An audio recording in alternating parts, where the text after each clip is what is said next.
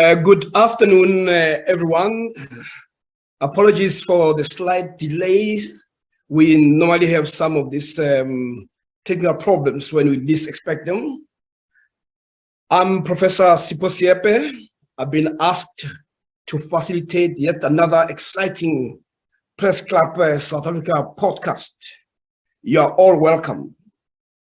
In about a week, 8 days to be exact, ANC delegates will converge to discuss, reflect, and pronounce on the political fortunes and misfortunes of the century-old liberation movement. Uppermost in the minds of delegates will be on how the outgoing leadership has fared in carrying out the mandate it was given 5 years ago. The mandate found expression in conference resolutions. To unpack this, we are joined by Dr. Zweli Mkhize, and who is also a former premier of the KwaZulu-Natal province, former Treasurer General of the ANC. Dr. Mkhize, you're welcome, and thank you very much for making the time. Thank you very much, Prof, and all the members of the Press Club. And it is a privilege to be hosted by you and the Press Club. Thanks very much, and I'm sorry about the slight delay, but we are here and ready for the conversation. Fantastic. Well, I thought we should start at the beginning. Youth activists who joined the struggle against apartheid are a special breed. They could easily have joined the ranks of many professionals and continued with their own business without caring about issues of struggle. Your ambition to become a doctor did not dissuade you from being engaged in the struggle. I think the audience would like to know, and the viewers, what is it about you, or what drove you to join the ranks of the cadres in the struggle against apartheid?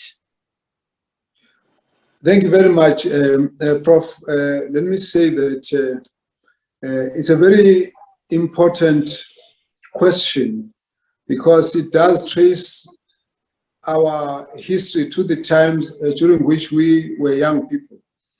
At the time, my main interest was about helping people, was about treating those who were sick, and I had a passion for making people to feel better. As part of my orientation into the medical training was the introduction of the politics of the country, but in particular, the acknowledgement that the diseases that people suffered from were, even if you could treat one individual, but they were very deeply linked to the socio-economic environment under which the people lived.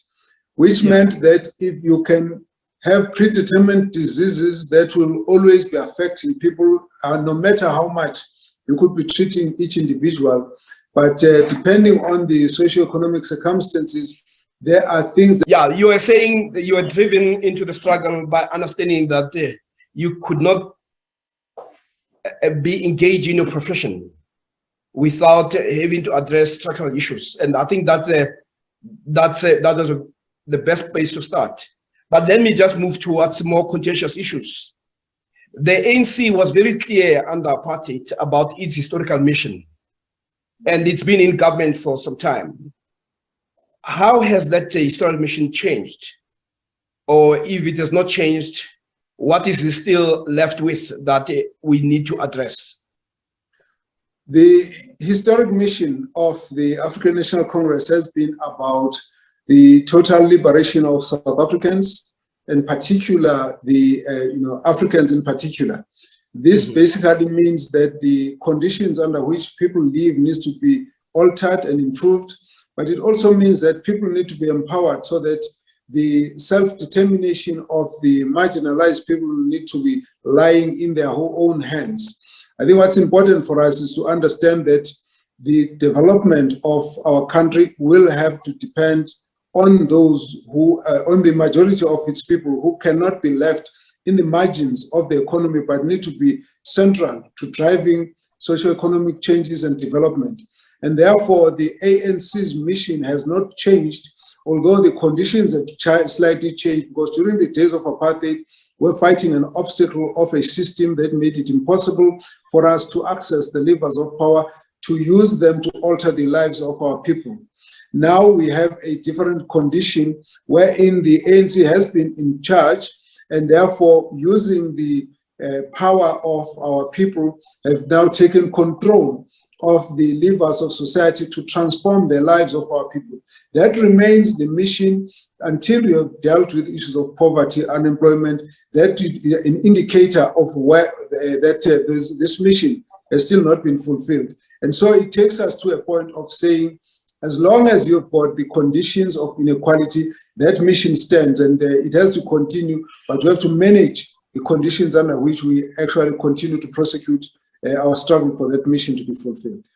Yeah, I think I'm going to pursue this idea of total liberation and self-determination. But before I get there, there's a question that people have actually raised, that the ANC has also claimed to be a leader of society.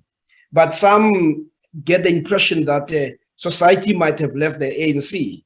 If you look at some of the challenges that we face, you often find that the ANC lags behind in taking charge. I mean, you remember the issues of HIV/AIDS, and now we also have the society talking about Phala, but it took a long time before the ANC could actually deal with that.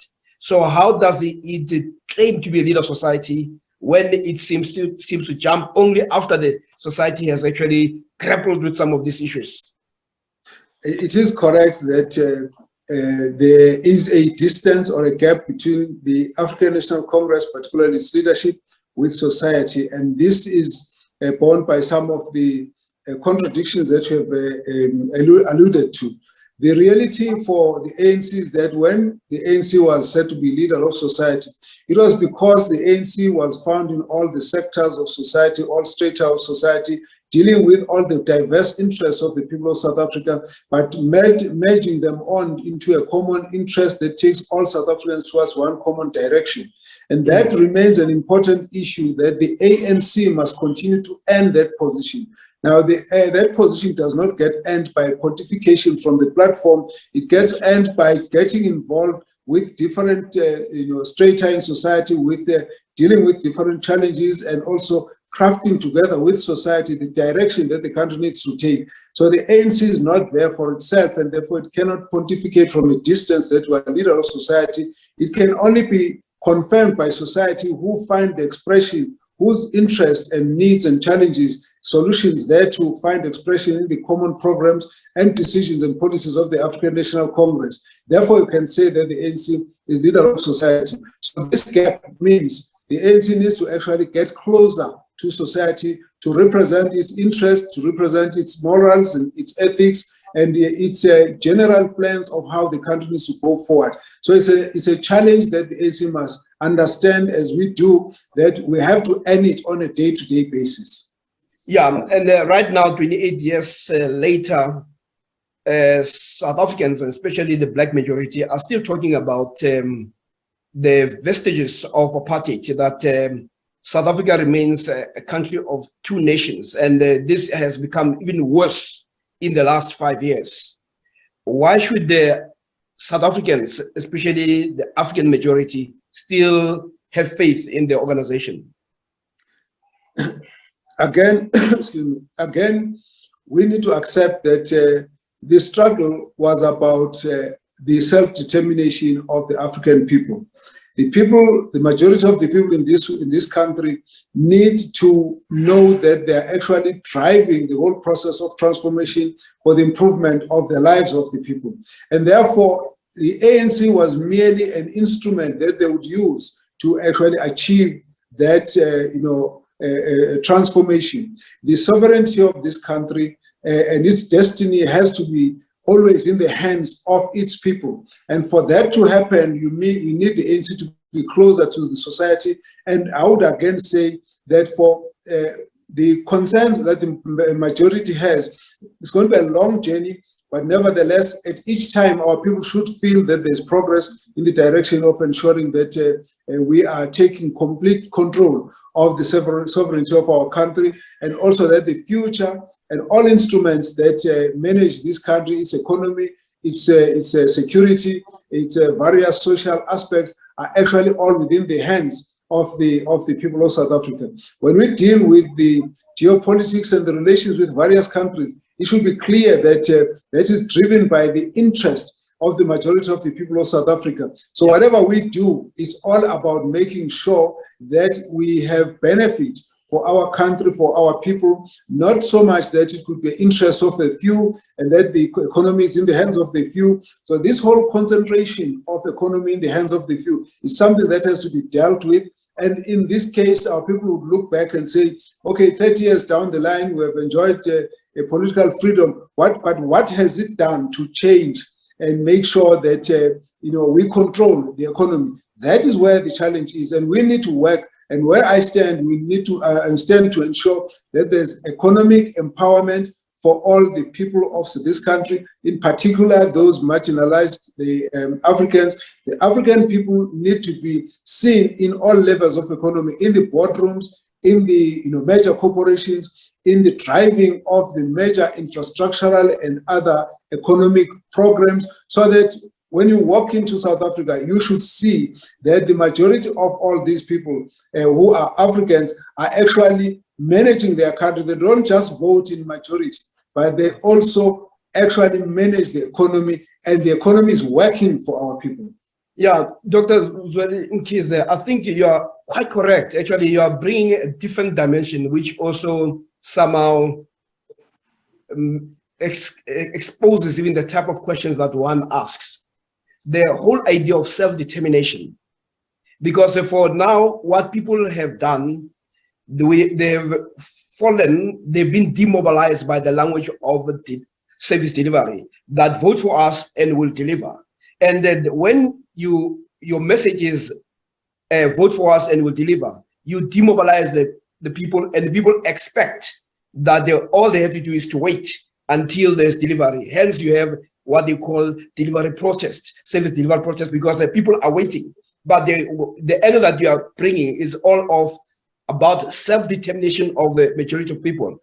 Having said that, there is a sense that during the so-called 9 wasted years, the ANC was on a trajectory of self-determination. If one talks about the 9 economic plan, those 9 points that were articulated, central to that was that the ANC was on the path of self-determination. Hence, you talk about the ocean economy, you talked about the beneficiation, you talk about all localization and all that. But we seem to have regressed on that. The language now is the language of the investors. We are now back to going around with a cap in hand, waiting for some people to be our rescuers. How do you think that is, or put differently, don't you think we must actually disrupt that notion that our future has to be determined by people from outside? Firstly, let me say I actually reject the term of 9 wasted years. I have said this before. There is no way that when I'm part of this ruling party, part of the National Executive Committee of the ANC, part of the government, I can turn around and say that there were 9 wasted years. I think that is people failing to take responsibility for the weaknesses and failures of our own collective leadership, and then begin to create an impression that they were not there when they were integral to this whole thing. Now, I don't subscribe to this notion of 9 wasted years. I don't agree. I have said that before. What we can say as members of this leadership of this government, this country, this organization, that these are the weaknesses that we have gone through, and these are the successes. There's a lot of things that have gone well over the past few years. During that 9 wasted years, this was a time when we saw the unemployment decline from about 27 to 23%. That it has gone up again. We can't deny that that's a challenge, but we can't then say these now our 5 wastages when we're part of that leadership. The focus on the economy has been strong. It has been very important that we've got a plan and support the approach of a national development plan that looks at how do we ensure that the different sectors of the economy, they are growing in a manner where government and private sector and our people are actually working in partnership. So you raise the issue of the ocean economy, for example. You can throughout the whole 2,000-3,000 kilometers of our coast. You will see that the participation of it in the coastal communities is minimal. If you go to the fishing communities, you should be having towns. We should having a lot of small companies, big companies who are working together, controlled largely by the majority of the people who live in those areas who drive that economy. But when you don't have that, you only got that economy driven by a few monopolies, and that needs to be attended to, because you can never sustain that kind of situation. So when we look at the looking at the issues of the various sectors, if you look at the area of infrastructure, you cannot have only the dominance of a few small, large, a few companies which are large but controlled by the minority. That's why at some point when I was Treasurer General, I actually got involved in bringing together the black contractors and the large, construction companies to hammer out an agreement. The growth of the economy must incorporate new entrants who are therefore ensuring that there's deracialization of the economy. So we cannot have a situation where the economy completely excludes the majority of the people, even though now we are capable of ensuring that they've got skills, they've got support to be able to participate at that level. So that for me means therefore that we must have purposefully focus on, as we expand the economy, we must also expand the reach to the most neglected of our people and make sure that the majority of the people ultimately get to be in the driving seat of the different commanding heights of the economy. Yeah, there's this issue, Dr. Mkhize, of energy transition or just transition. We have seen how the president of this country has been going out there getting some loans or giving loans, and by countries that are encouraging us to abandon the coal-fired power stations for renewables. And yet those countries are busy stockpiling coal and getting coal from ourselves. Dr. Mkhize, I was talking about this just transition, how we seem to be on the being dictated by other people, as opposed to what you're saying, where we make a self-determination that this is the way we go. But right now, we find ourselves faced with a situation where the country is being auctioned and our future is being auctioned by all these loans. Sooner or later, we'll be faced with a country that is heavily indebted and unable to get out of the debt trap. How do you think the ANC should address that issue?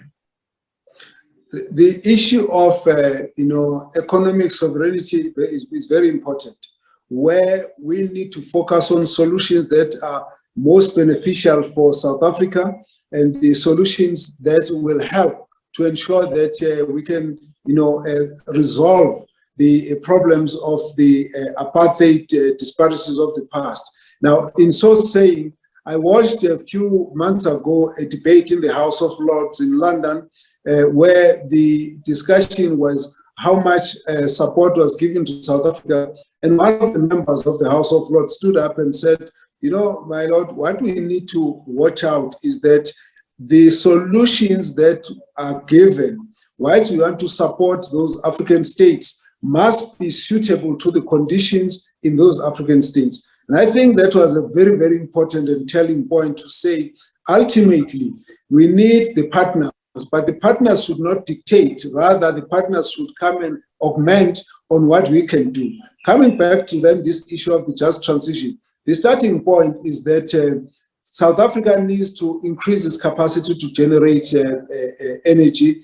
We need to ensure that we've got a stable baseload production of electricity. Now, for us, that can be done through the coal, which is what we've had all along. And then we need to actually look at how, in terms of our integrated energy strategy, how we then bring in all the other additional sources, solar, wind, water, nuclear. All of these can then work together to augment the capacity of South Africa and create stability in the energy generation. We need that as a base from which to grow the economy, to reindustrialize South Africa, to provide energy for security for households, and therefore there must always be a balance. As we speak now, I don't believe it is correct to think that you can shut down the coal mining and shut down the coal generation. We need to also understand that there are towns, there are communities that actually depend on that. And so it's important to say we can't be exporting all the coal to other countries that want to use them for power generation, but we're actually closing down in South Africa. So that balance becomes very, very important. But also in the way that this energy mix has to be used, when I talk to the people involved in energy, they showed me something about the dynamics in the production of energy. One, for example, that you need a particular baseload level, and then you need to provide for the peaks when there's a high demand in the early morning and in the early evening. And most of the generation of solar and the renewables happen during the off-peak season. Now you need that to go and power industrialization and domestic manufacturing and other kinds of production, because that's it's a use it or lose it principle there. Once that power is gone, you can't use it, but then the storage mechanism has still not gone very far. So that balance is very, very important to deal with it. We need to then deploy the expertise that South Africa has always had to actually go and make sure that the maintenance, the construction, and the performance of all those power generations creates the stability that we require. But we can't shut off completely on the coal, and then because then some partners or investors have said that must be done. We must say what is in the interest of South Africa, what is in our interest is a mixed economy where government has got its role, where the private sector has got its role, where the cooperative and social ownership sectors have got their role. We need to then grow the economy from that, because the history that we come from may not be the same as other countries. But for anything that we do, we must look at how we can have all of those sectors participating together. Yeah, the question then would be, how is it possible then for, if assuming that that which you say enjoys a lot of support of the ANC as a strategic center, how does it happen that you see the president of the ANC going out there and almost auctioning the country or getting all these loans, and yet these matters have not been dealt with sufficiently within the ANC? Our sense, or the ANC has always argued that it's a strategic center which should be able to guide, because for those who are not members of the ANC, they are going to be burdened by the reality that all these loans must be paid. How is this possible when the party claims to be a strategic center? Or are we now having a situation where we're dealing with the government-led ANC as opposed to ANC-led government? Well, you will always find, Sipho, all of these contradictions that will come at different times. The major thrust of our approach in the past several years, probably past 2 decades, has been about trying to build the resources of the country and avoid getting entrapped into the loans from IMF and World Bank in a manner that could actually prejudice the future of our children. That has been the approach that we've had to take. And I think as we see, these are always ongoing discussions about how we must avoid getting the country entrapped into the kind of debt situation. Particularly, it needs to be clear what the debt is for, and we have in the past talked about avoiding the debt trap, where you borrow money to pay salaries. Rather, you should be actually looking at how to borrow money to invest in infrastructure that basically regenerates the economy and allows you the possibility of revenue generation to repay those loans. At the end of the day, we have to deal with the backlog of our social infrastructure, of economic infrastructure. We need a lot of investment at that level so that we can have a broad base from which the economy should grow, from which it can support the various sectors of our people that must benefit from this transformation. And so that question needs always careful balance. There's always very heated debates about how we're handling this matter. And I think we do need a degree of caution not to get the country to be at a point where it is so indebted that it now must accept structural adjustment that make management of the country impossible. We need to actually, when we talk about sovereignty, we need to be able to borrow for our own development without being enslaved by the conditions that bring us those loans. And that balance requires skillful leadership that is sensitive to the social and economic interests of our nation, the sovereignty of our country that must be guarded at all times. There was a point where we had to fight with the various pharmaceutical companies when I was Minister of Health, and when they gave us conditions which were very clearly infringing on the sovereignty of our country. And they were saying that sign here, we'll give you the vaccines and we'll give you on the basis that we can go into your country, take anything, auction anything to repay if we didn't pay back for those vaccines. We took a stand, and we took a stand and said to those pharmaceutical, there is no way we can go back to that kind of behavior. We will get the vaccine on the basis that this is good for our nation, but on the basis, not on the basis that we are prepared to be enslaved to actually get those vaccines. So you need to be able to draw the line. You need firmness. You need a sense of confidence that you're leading a nation, and therefore you are not going to be bullied, but you are going to be able to negotiate terms that are favorable to your country, that at the end, our country will develop with the partnership, with the support of the various institutions in the world and various countries who are going to partner with us. But at the end, it should be such that the best terms are possible for our country, but not to actually continue to be exploited in the way it has happened during the colonial days. Yeah, I think that's logical, and it makes sense. And also the country has benefited from the stance that was taken, especially when we dealt with the issue of HIV/AIDS. Now let's deal with a matter that is that the ANC has been busy with in the last few days, and also the country, the Phala matter. There is no doubt that the Phala matter has brought the ANC into serious disrepute and the country. You have to look at all the major media outlets in the world, and whether they are print or television, they all talk about money being hidden in sofas and mattresses and all that. They all talk about how at the moment there's not been a sense of accountability, even though there are processes. The ANC has come up with a position that the people who bring the organization into serious disrepute could not be employees in key positions until they've sorted out their mess. That is understanding. But now, or put it differently as well, when your issue of digital vibes came in, the thing that you did was to recuse yourself from serving so that you can deal with this issue. And the president of this country actually congratulated you, and many people in the media said so. Why is it difficult for the same ANC that sang praises for you to step aside from government? So as you indicated that you were going to address this issue and you didn't think that government must be embroiled in this. Why is that understanding suddenly disappearing? We also saw the so-called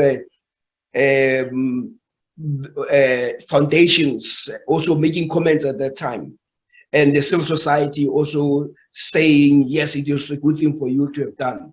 But we seem to see something that borders on blatant and vagrant hypocrisy. But what part part of that is the ANC leadership now not understanding, while they actually praised you when you step aside from government? Well, thank you very much. Prof, let me say that the issue of ensuring that members of the ANC don't bring the ANC into disrepute is not a new issue. That is the way we were brought up, even to the extent that even during those difficult days, it used to be made clear that an individual cannot bring the ANC to disrepute, but rather protect the image of the ANC. So that's been the upbringing. And now there is a sense of responsibility to all of us as members and leaders of the ANC to always watch our own conduct and understand that where it begins to compromise the image of the organization or the position in which we have been placed by trust of community and society in general is not compromised by the behavior or issues that have got to do with an individual. Now, let me also put it this way. When I had to deal with the issue of digital banking, not only is it that I actually started the investigation because it was brought to my attention, and I actually handed over the report to the SIU, and the report of the SIU contained exactly the issues that I had found in the report. But what then happened when I realized that there were issues that were beginning to get closer to me and my family, I then asked to be distanced from that so that it can be dealt with on a arm's length basis. At a certain point, I then approached the president to say, I would rather resign because the report of the SIU was faulty, it was baseless, and it made all sorts of allegations. And I said they had approached this problem from a point of view of trying to find me guilty at all costs. And for that reason, I was going to fight it out, but I didn't want the department to be compromised by having a leader who's busy with something else when they were in the middle of the pandemic. I also didn't want to deal with a personal matter when I'm actually handling a public office. So I resigned. I was not pushed. I was not asked by the president to resign. I was not asked by the ANC to resign. In fact, some of the people were asking, why do you resign? I said, no, it's easier like that for me because I want to deal with this matter and leave the country to move on and the government to move on, and the ANC should not be put into disrepute. As it turns out, the Integrity Commission, when they raised the issue of consent and said that for that period I needed to be suspended so that we can clear the issue that related to my family, that matter served in Parliament. And Parliament found a way of how that matter should be processed. It went to the Parliamentary Ethics Committee. In April, they cleared me. So the issue even of the Integrity Commission of the ANC was resolved at that point. The other issue that I'm dealing with are just personal because I want to just sort out this SIU making all these allegations, and I'm constantly asking them, give me this resolution. They don't have it. I know they showed me the proof that I interfered with the pressurizing the department. Of course, they know it's not true because the disciplinary hearing has proven there was no fraud, there was no pressure. So all of those issues are issues I'm dealing with them on the side. But I think that all leaders need to be able to face up to the issues of allegations, because these allegations must then be dealt with by the individual. But there are issues that have to be left for the individual to take the specific decision. The resignation is a personal matter that the individuals should actually look at that as to how does this affect their image, how does it affect the work that they do. At that point, that's when they need to take the decision. The second is to accept to go through all sorts of procedures that are in place to clear the matters. In my case, I didn't ask to go to the Integrity Committee, to the Ethics Committee of Parliament. I was told this is where you're going to answer, and I answered, and the matter has been cleared. So if there are different mechanisms available, they are part of strengthening our democracy, our parliamentary democracy. So we need to actually support those and go through them, especially if we feel that the allegation is false, and that the process that brought us those reports is weak. Then I think it makes it easy. For example, in my view, I would say that when the president says he's innocent, we should believe the president and then allow him to go through to prove that with the parliamentary process, so that that process must then be given all the evidence and close the matter at that point. Now, the ANC, in the last discussion, I've been critical of how we discussed the matter because not all of us were able to speak. Ordinarily, we speak everything inside. get the summary resolution that contains all the views of the people who have been participating. And then, of course, after that, we all keep quiet because all our views are contained there. This time around, this is not how it happened. And we've been objecting to the chairperson who prematurely closed the meeting and muzzled a number of members. Now, I believe that's not the right way to run the organization because it begins to give you a resolution that might be misleading to the public. And therefore, you end up with all these issues having to be debated this way. I think that the Speaker and the processes of Parliament should be supported. And I believe that in the process of all of that, we should support that if the President feels that there are issues that he's not happy with. You see, at the end of the day, none of us know what are the facts on this matter, but the President knows, so he can object. And if the President goes to take the matter to court for review, that's his right and we shouldn't interfere with it. But we should, as ANC, be champions of democracy, champions of the rule of law, champions of accountability, and we must show that in the example that we project as individual leaders, as also as a collective leadership of the organization. No, I think that makes sense, except that when people look at the fact that as a former cabinet minister, you also know that the issue of conflict of interest is something that the Constitution talks about. The issue of abuse of office is something that the Constitution talks about. Here you have a president whose private matter had to be discussed in another parliament of Namibia, and where the president of Namibia had to get engaged in issues that have to do with the private matter that involves the head of state of South Africa. Now, the panel, whatever misgivings people may have, has said that amounts to the abuse of his office, because the engagement between him and the president of another country, if there was such an engagement, which led to that president being questioned in his own parliament, almost suggests that there is a problem.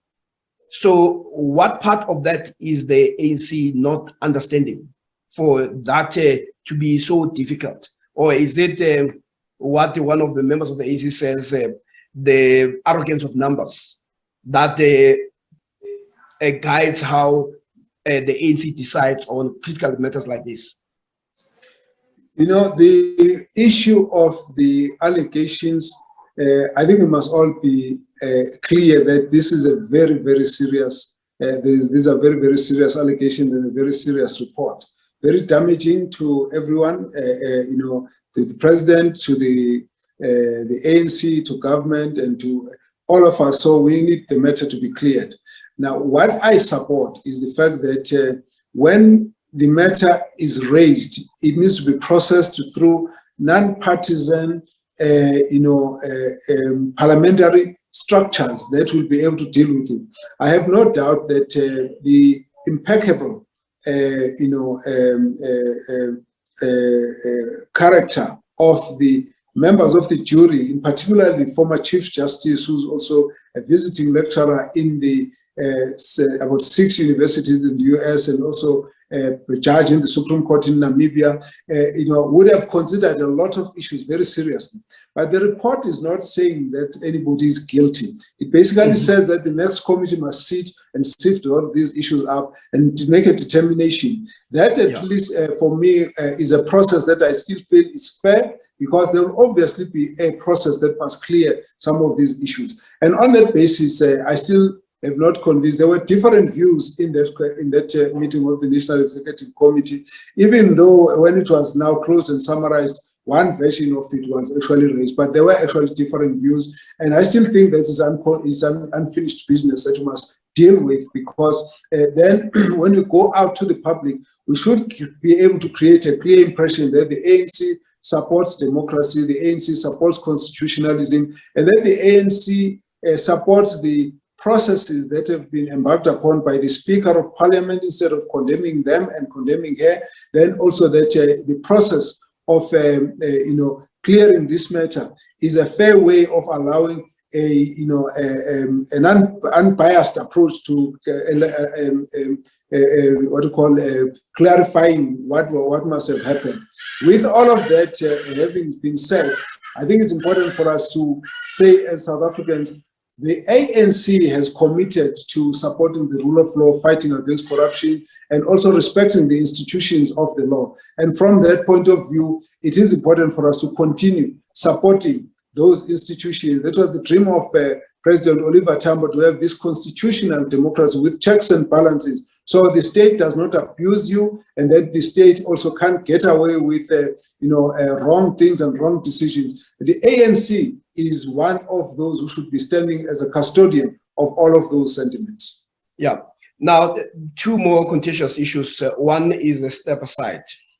There is a view that says, and this has been said by people who are very senior in the ANC, members of the National Working Committee, members of the National Executive Committee, and some of the ministers have actually raised concerns that somehow that which was intended to be corrective is now being used to deal with people who are seen to be political threats.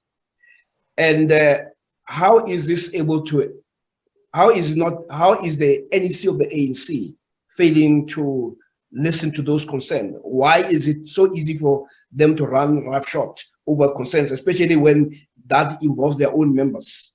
Is there something wrong with this leadership that seems to be almost unable to listen, or become impervious to any concerns that is being raised? Because as many people have said, that the way the criminal justice system works is that there's a crime that gets committed, and then you look for the suspect. But it looks like now we have suspects first. Then there are crimes that are either sort of created, or somehow people feel like are being set up. But why, if you have something as contentious as that, where people can be investigated for years on after being charged, surely our understanding of justice must recoil at that abuse. What part of this is the ANC lost that sense of political morality and even common sense? I have spoken out against this step-aside provision. At the beginning, what the organization was trying to resolve was just to reactivate the moral consciousness of its members and its leaders. So when I say I resigned and I was not pushed, I also didn't want anything that has got to do with me to cloud government or the ANC or the public and so on. Now, I think that is it's a responsibility of each individual to actually look at that and say, how do I protect these institutions to which have been elevated by virtue of trust that our people have on me? Now, having said that, the problem with the implementation of the step aside was that it started becoming what I have called now, it's a pay-as-you-go approach to making regulations. You make a regulation like step aside, then we say, okay, people will not be, will be nominated, but they will step aside if they're elected. As soon as certain people, who possibly must have been the ones who were targeted, then as soon as they get elected again, then the rule changes to say, no, you actually should not even be nominated. And then now, if you are nominated and you've been elected, you must now be told to resign. Now, how do you keep changing the rules because you want to target so and so and so and so? This has been the flaw of this particular provision. On that basis, we have said that we have seen people who have actually been charged from conference to conference without the case ever sitting properly in court, and them not the matter not being closed. And we think it's unfair to do that. Now, there was a time when I believe that the issue of abuse of state power in terms of instigating investigations against opponents, that I thought it was like, well, it's a conspiracy theory. Now I know for a fact that's not so. People do that, and it's actually something that we should condemn. And I've seen that happening, and I've even raised it amongst the members of the leadership, that I've seen things that are actually shocking when there's pressure put on criminal justice system agencies to actually target certain people. That issue needs to stop. And one day, when we have got a proper investigation, that can actually be properly exposed. Ever since the issue of my getting nominated has arisen, there's always been these rumors, Zweli Mkhize must be arrested, Zweli Mkhize will be arrested, and so on. And you look around now, on the matter that was on investigation, there's not been any basis on which I could be arrested. But then people have even gone to dig up all sorts of issues that are irrelevant because of that. So I know that this is something that happened and needs to be condemned. But I say the problem is when you've got, irreconcilable factional differences in a leadership structure. In this case, that's the problem. Now, I have led the African National Congress at a provincial level. My reputation has been that of unifying everybody. Now, the advantage of a unified leadership is that you draw one line. This side is our people and our party and our leadership. The other side is wrong things. It's crime, it's corruption. And therefore, you can never say a divided leadership, which is driven by factional cabals, can actually stop corruption, because you can target somebody, they feel that they are being investigated because they're the wrong camp, and then the others, they feel that those are not protected because they're on the right camp. Now, once you get that perception, it doesn't matter how much you can pontificate about fighting corruption. And therefore, it becomes an issue like unity. I have actually led the groups, what we call lobby groups, that would lead to the election of a president or a leadership. And when that is done, I would convene all of those who are participating and tell them, listen, the lobby group is dissolved, go back now, listen to the leadership. Once you've got factions that leave from conference to conference, they are respected, they've got names, they caucus before the big meeting, the main meeting. Then you've got unrehabilitated factionalists that need to be dealt with. I believe all of these matters need to be put for the conference to resolve, and the conference will prevail on all those issues. Yeah, well, I think probably the first port of call or case for conference to deal with will be that issue of step aside, so that there's a what you call laying the leveling the playing field. But not only that, I'm sorry to intervene. Step aside the electoral rules. They have never been properly ratified by branches. They've got lots of weaknesses that are causing unnecessary problem. That must go for conference. I've raised that also in the National Executive. Yeah, I think in a sense, for those of us who are on the outside, we see almost like an NEC that had become a law unto itself, almost running roughshod, because they could get certain things that they want, but ultimately it's for you to deal with as members of the ANC.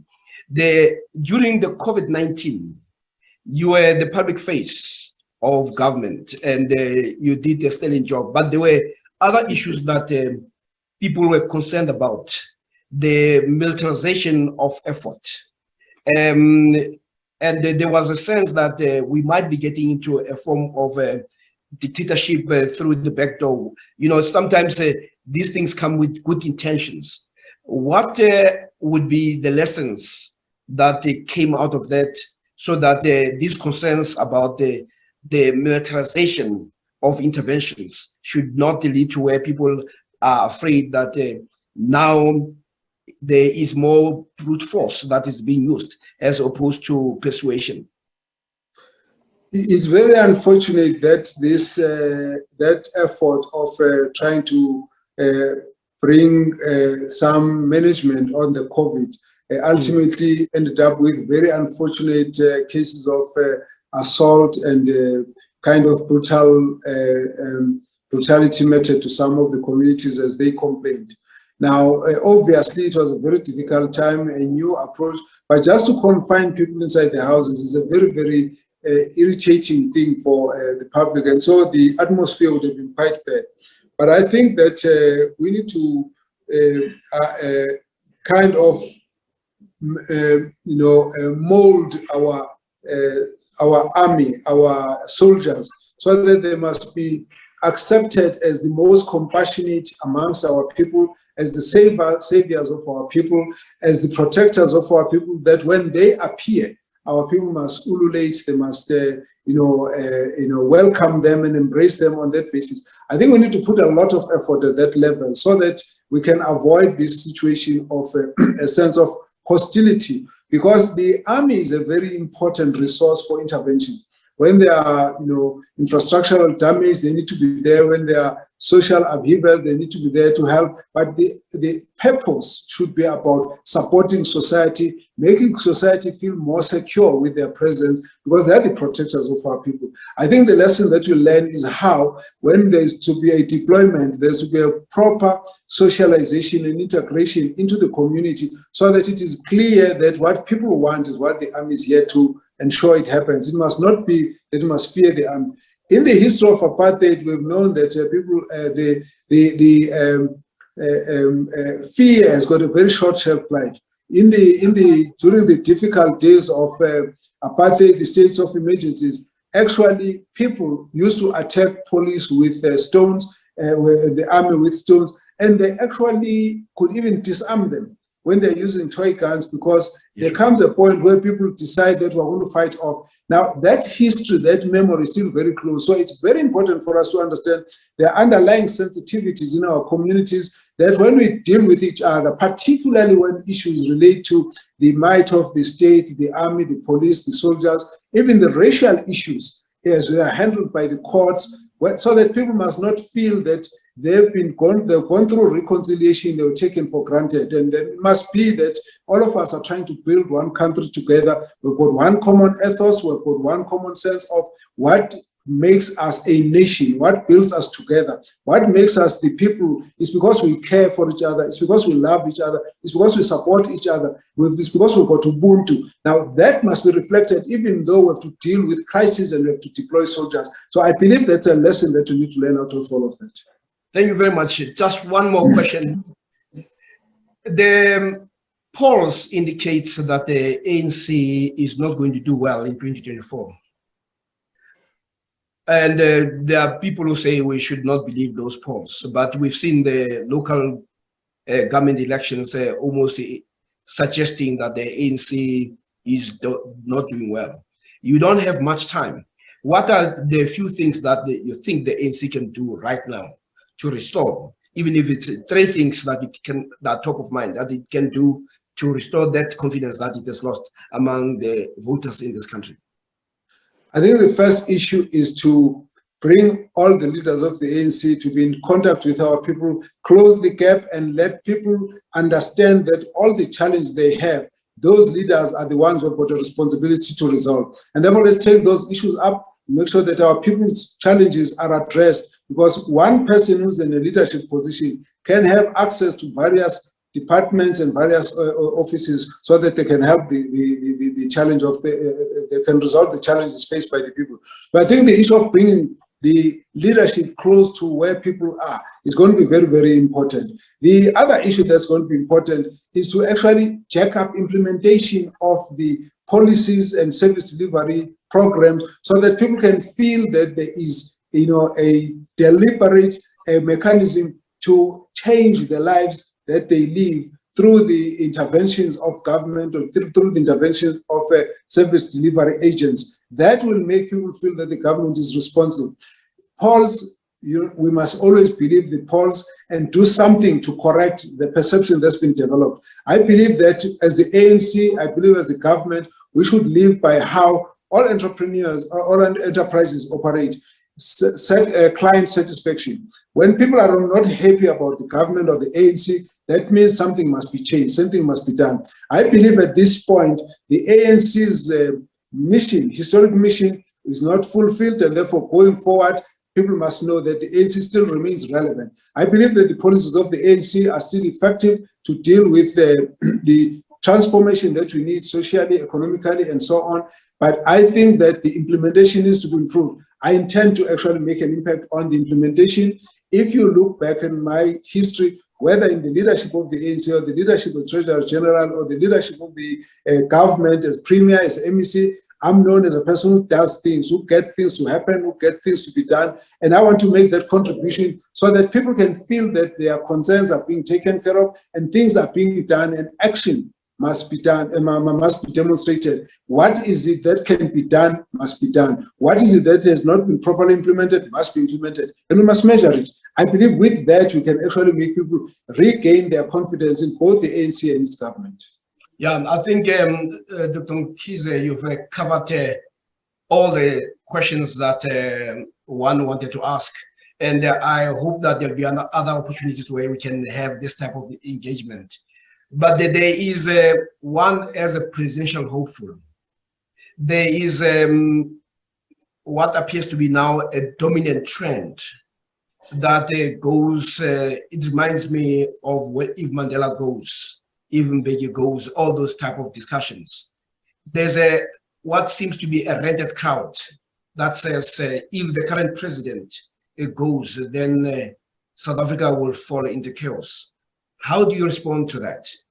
Because it reminds us also of apartheid days that we were told that if Black people take over, look at what's going to happen in the rest of the continent. Now, as a presidential hopeful, how do you respond to that rented crowd? I would like to engage all the different sectors of society to be able to restore their faith in the ANC, and also to understand that my contribution here is about helping, unifying people of South Africa, building a prosperous future for our children, and making sure that our young people are given the space to look forward to a better country. And all I can offer is my history, my record. I've been a Treasurer General of the ANC, and we've managed the ANC very well. Every month, everyone was paid, and the ANC, whilst it had challenges, but it was a going concern with not lots of challenges. The management of the ANC as its leader was mainly around unity. My interaction with business was very strong. I actually, as Treasurer General and as Premier, promoted a lot of partnership. There was a time when there was a huge investor who came all the way to look at South Africa for investment, and they sent him to the Treasurer General's office in Lutuli House. And before they went back to the airport, they made up their mind that South Africa is the best place for investment. I want to say, therefore, that we've got very good ideas of how to take the country forward. We also draw from the experience of the leadership, where I was rated in the as the top premier, ahead of Free State and in Western Cape, because of the combination of people-centered approach to development, and also a very consultative approach, but decisive in focusing on implementation. I think that's what we need in this ANC, in this era. So we will go out and engage and just reassure everyone. It's normal and natural for people to have the fear of the unknown. It's also normal for people to feel that they've established networks and relationships. Maybe those will be affected by new. There'll be no paging, there'll be no fights, there'll be a focused approach to getting all the patriotic South Africans to work together to build a better future for all our children, and the coming generations must look back and say, this is the South Africa that our fathers have bequeathed to us. Yeah, definitely. It will be a sad day if the whole democratic process can be stopped or held hostage because people are afraid. I think part of the democracy is experimentation. And I'm glad that you are of the view that the ANC can produce leaders who can take this country forward. I want to thank you for making the time, and I want to thank the viewers for joining us. Yes, we would have some of those glitches, and we'll have some people who are irresponsible, but it reflects more them than it reflects us, and it reflects the extent to which some people will go to great lengths to make sure that South Africans do not have this type of engagement. But Dr. Mkhize, I want to thank you from the Press Club South Africa podcast for making the time. And good luck. Thank you very much, and thanks for all the opportunity to share our views. Thank you so much.